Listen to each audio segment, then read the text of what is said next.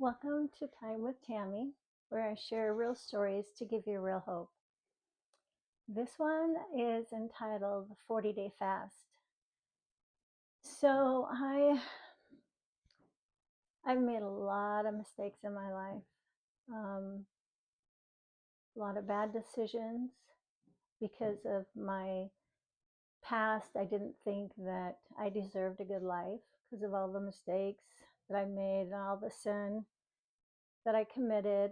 Um, but at this time in my life, I was in um, a marriage that wasn't going so well, and so I was just at a point where I just thought, God, if this is what my life is going to be like, I don't want it. I'd rather just have you take me home.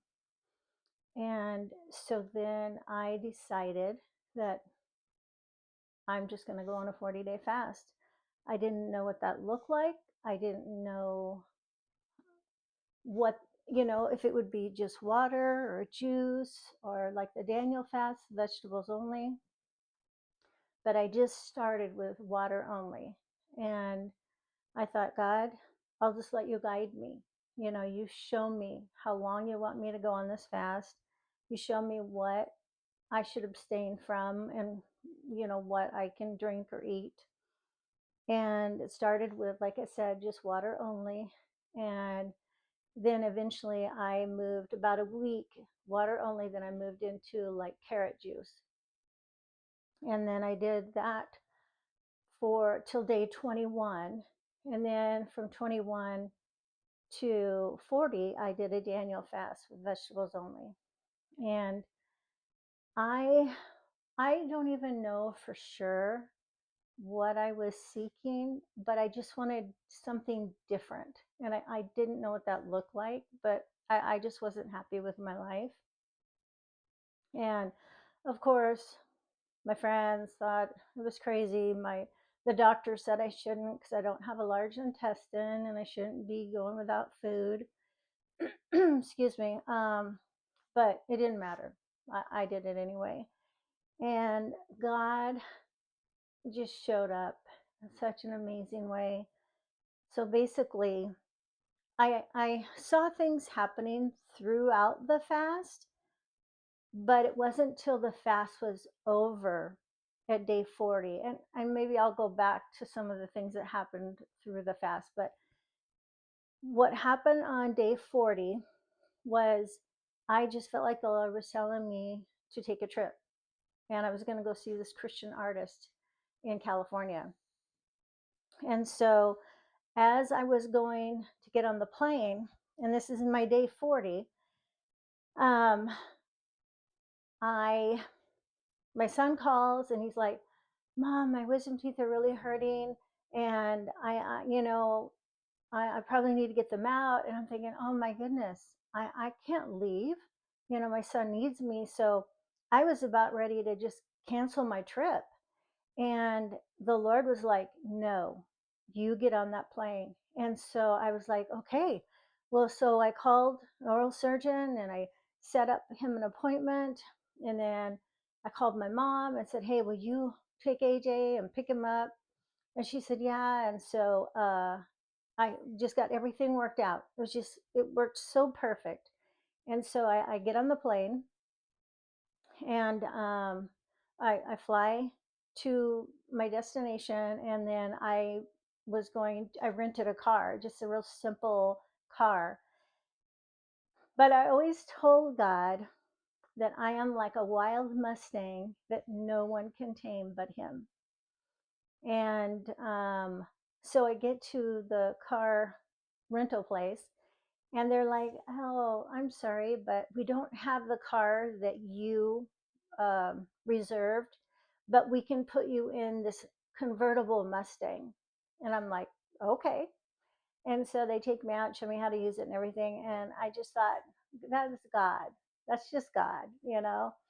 And so anyway, I get in the car and I'm playing my Christian music and I have the top down, and it was like still kind of cold out, but I had the heater going and I was just having a great time. And on the way to my hotel, um, I just kept like not even realizing I was going really fast. And I would hear the Lord say, slow down. And then I'd slow down, and there up on the road, there's a cop. I was like, oh, thank you, Lord. Save me from a ticket, because I didn't even realize I was speeding. This happened 2 or 3 times throughout my trip.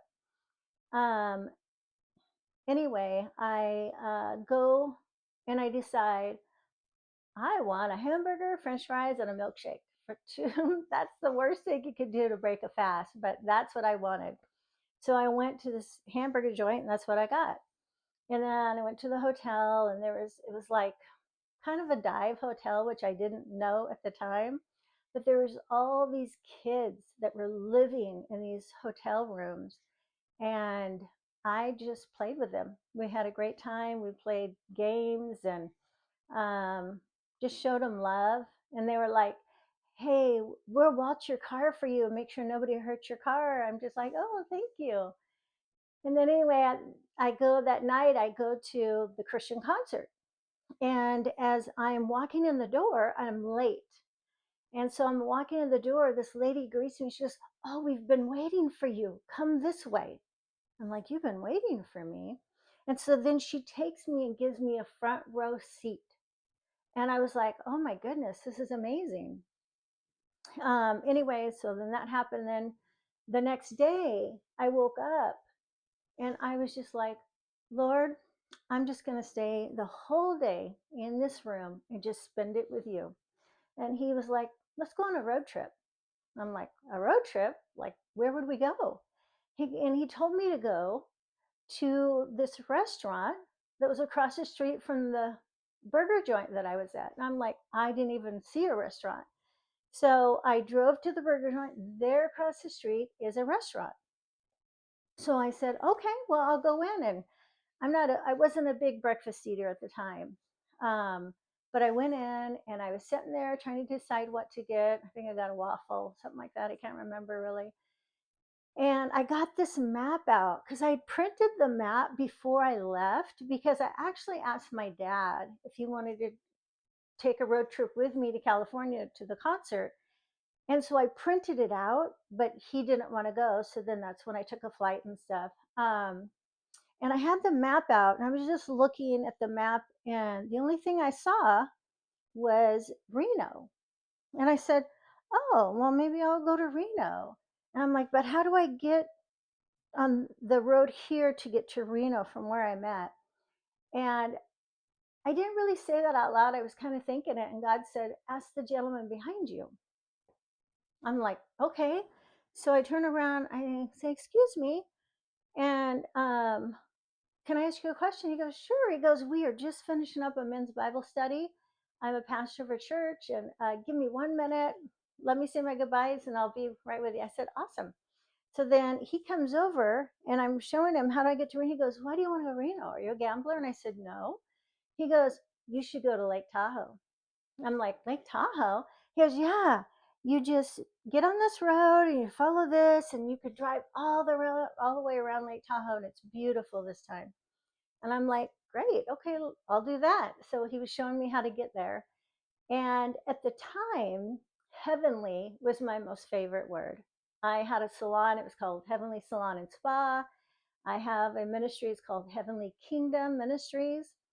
And I just love that word, heavenly. And anyway,